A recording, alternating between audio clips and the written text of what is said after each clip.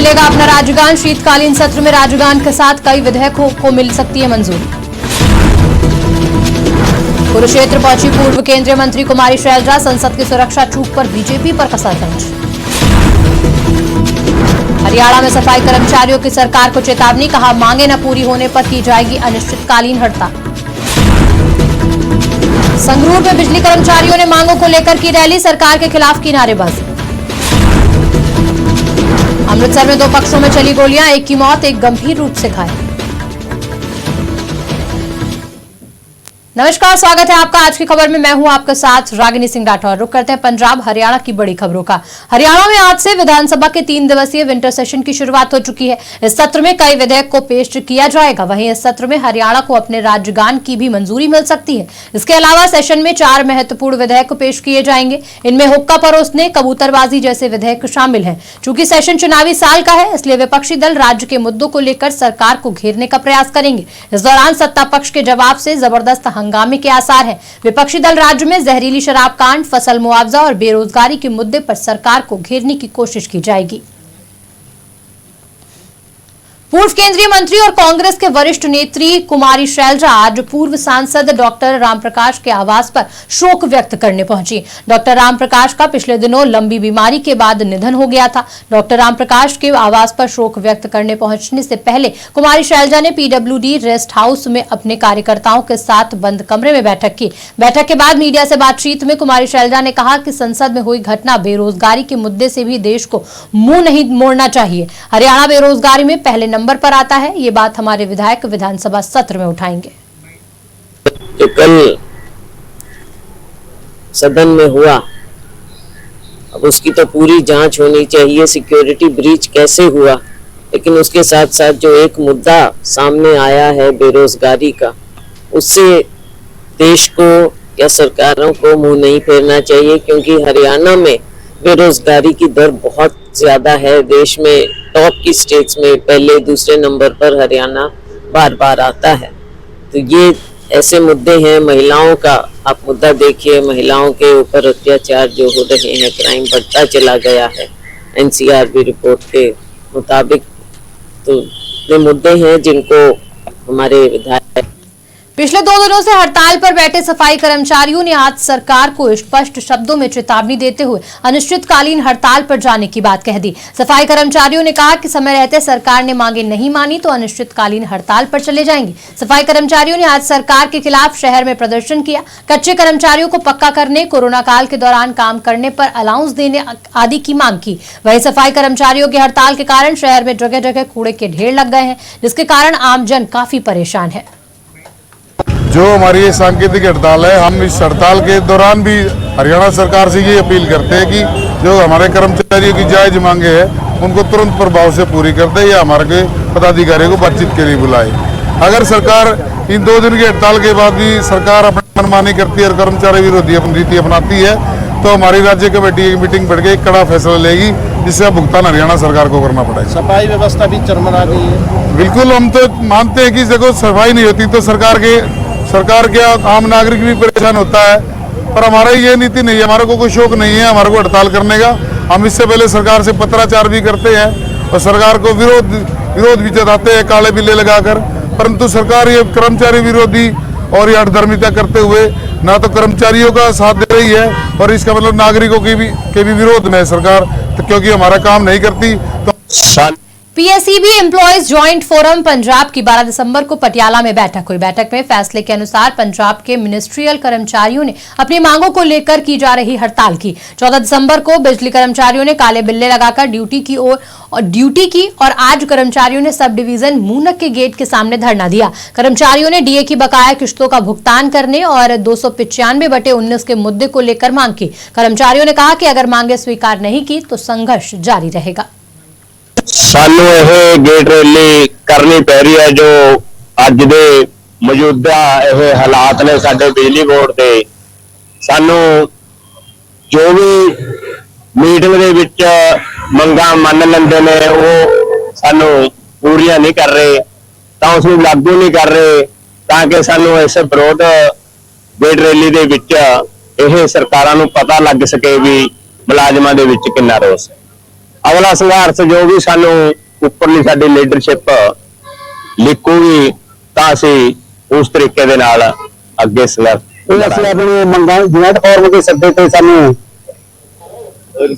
Division ਪੱਧਰ ਤੇ ਸਰਕਲਾਂ ਪੱਧਰ ਤੇ ਡਿਵੀਜ਼ਨ ਪੱਧਰ ਤੇ ਸਾਨੂੰ ਜਿਹੜੀ ਰੈਲੀਆਂ ਕੀਤੀ ਆਪਣੀ ਜੁਆਇੰਟ ਫੋਰਮ ਦੇ ਸੱਦੇ ਤੇ ਸਾਡੇ ਮੁਲਾਜ਼ਮਾਂ ਦਾ ਜਿਹੜਾ ਰੋਸ ਹੈ ਜੀ ਅਸੀਂ ਸਰਕਾਰਾਂ ਨੂੰ ਦਿਖਾ ਰਹੇ ਹਾਂ ਕਿਉਂਕਿ ਜਿਹੜੀ ਜਥੇਬੰਦੀਆਂ ਅੱਜ ਰੈਲੀਆਂ ਐਸਜੀ ਇੰਪਲਾਈ ਫੈਡਰੇਸ਼ਨ ਜਿਹਨੇ ਕੀਤੀ ਹੈ ਇਹ ਆਪਣੀਆਂ ਮੰਗਾਂ ਦੇ ਸੰਬੰਧ ਦੇ ਵਿੱਚ ਕੀਤੀ ਹੈ ਕਿਉਂਕਿ ਜਿਹੜੀ ਬਾਰ-ਬਾਰ ਸਾਡੀਆਂ ਜੁਆਇੰਟ ਫੋਰਮਾਂ ਮੀਟਿੰਗਾਂ ਹੋ ਰਹੀਆਂ ਨੇ ਉਹ ਮੁੱਕਰਦੀ ਜਾ ਰਹੀ ਹੈ ਤੇ ਇਸ ਕਰਕੇ ਜਿਹੜੀ ਸਾਨੂੰ 5 ਤਰੀਕ ਨੂੰ ਜਿਹੜੀ अटारी विधानसभा के गांव रनगढ़ में दो पक्षों के बीच फायरिंग का मामला सामने आया।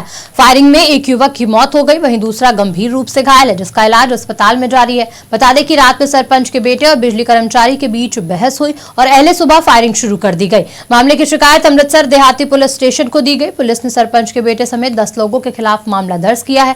पुलिस ने 2 आरोपियों को हथियार के साथ गिरफ्तार भी किया और शव को कब्जे में लेकर पोस्टमार्टम के लिए भेजा, जहां डॉक्टरों को पोस्टमार्टम में गोली बरामद नहीं हुई। इसके बाद दोबारा पोस्टमार्टम कराया गया। कोई जगह का झगड़ा सी इन्हां दा, अच्छा जी, दोनों पार्टियां दा ते पंचायती जगह से ਉਹਦਾ ਝਗੜਾ ਸੀ ਤੇ ਉਹਨੂੰ ਟਾਈਮ ਦਿੱਤਾ ਸੀ ਅੱਜ ਥਾਣੇ ਦਾ। ਅੱਛਾ ਜੀ। ਸਵੇਰੇ ਜਿਹੜੇ ਉਹ ਪਿੰਡ ਦੇ ਸਰਪੰਚ ਨਰਵੈਲ ਸਿੰਘ ਕੋ ਬੰਦੇ ਨਾਲ ਲੈ ਕੇ ਤੇ ਉਹਨਾਂ ਨੇ ਪਿੰਡ 'ਚ ਸਿਰਫ ਸਰਪੰਚ ਦਾ ਨਾਮ ਲੈ ਰਹੇ ਆ, ਕਹਿੰਦੇ ਕੋਈ ਨਸ਼ੇ ਨੁਸ਼ੇ ਕਰਦਾ ਹੈ ਨਹੀਂ ਇਹਦੇ ਬਾਰੇ ਨੂੰ ਸਹੀ ਕਲੀਅਰ ਨਹੀਂ ਕਰ ਸਕਦੇ।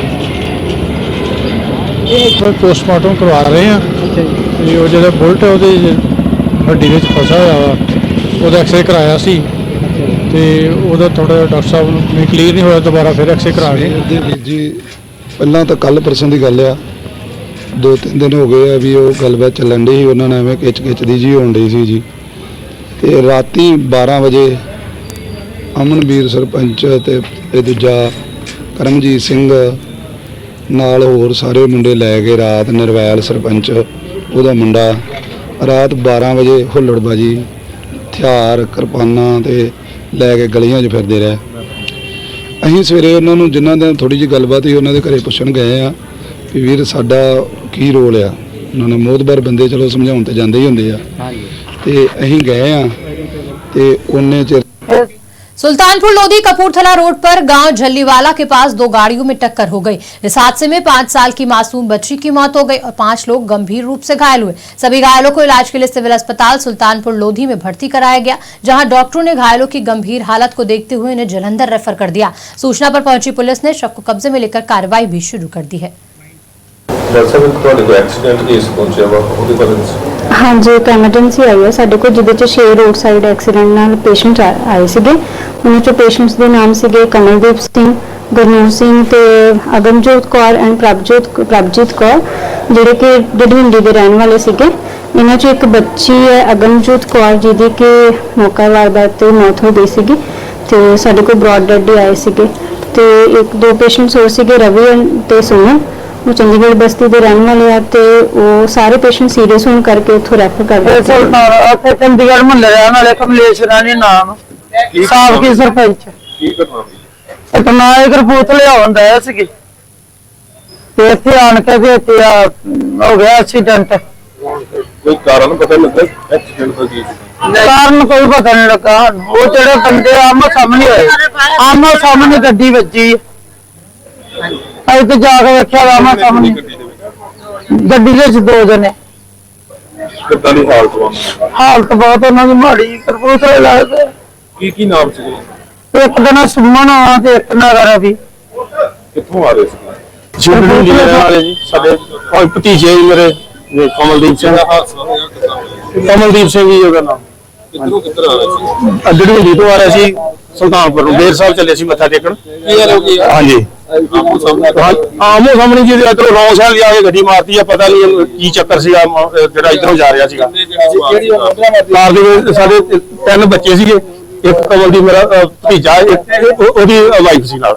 ਹਾਂਜੀ 4 ਜਿੱਦਾਂ ਵੀ ਬਹੁਤ ਸੀਰੀਅਸ ਹਾਲਤ ਹੈ ਜੀ। ਇੱਥੋਂ ਇਹਨਾਂ ਨੇ ਜਵਾਬ ਦਿੱਤਾ, ਹੁਣ ਜਲੰਧਰ ਰੈਫਰ ਕੀਤੇ ਆ ਜੀ। ਗੁੜੀਆ ਦੀ ਐਕਸਪਾਇਰ ਹੋ ਗਈ ਆ, 5 ਸਾਲ ਦੀ ਸਾਡੀ ਭਤੀਜੀ ਆ, ਸਾਡੀ ਪੋਤੀ ਆ ਜੀ, ਐਕਸਪਾਇਰ ਹੋ ਗਈ ਆ। ਦੇਖ ਸਕਦੇ ਆ ਤੁਸੀਂ।